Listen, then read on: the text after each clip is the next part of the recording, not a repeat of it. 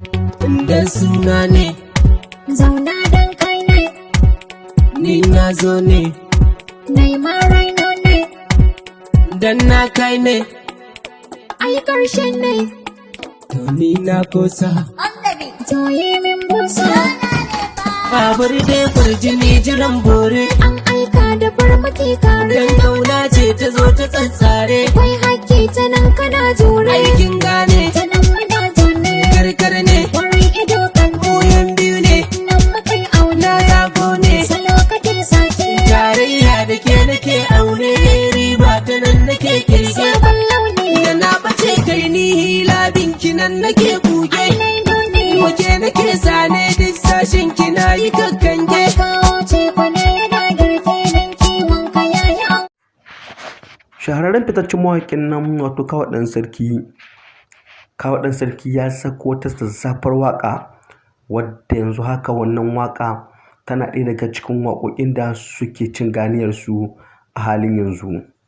Bari mu lasa muku zuma ta wannan waƙar wadda wannan mawaƙi ya sako wato Kawu ɗan sarki. Lallai Kawu ɗan sarki yana cikin mawaƙa na gaba-gaba waɗanda ya kamata a ce an nuna su da ɗan yatsa ta irin jajircewa da jurewa da wannan mawaƙi yake wani tabbatar da cewa ya kawo abubuwa masu alfanu. Idan kuka yi duba lalle wannan mawaƙi Kawu ɗan sarki yana cikin mawaƙa na gaba-gaba waɗanda suka kai a nuna su da ɗan yatsa. Lalle Kawu ɗan sarki fitaccen shahararren mawaƙi na wanda yanzu haka yake cin ganiyar sa yake taka rawar gani a duniyar mawaƙa. Lalle idan ana maganar mawaƙa na Hausa lalle Kawu ɗan sarki ya kai mawaƙin da ya cancanci a nuna shi da ɗan yatsa.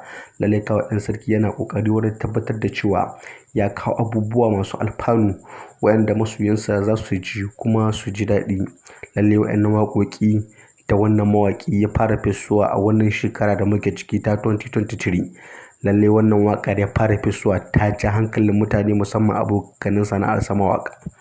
Lalle idan kuka yi duba da jajircewar da wannan mawaƙi yake yi, wannan mawaƙi yana ɗaya daga cikin mawaƙan da suka kai a nuna su da ɗan yatsa domin irin ƙoƙarin da yake yi wurin tabbatar da ya kawo abubuwa masu alfanu.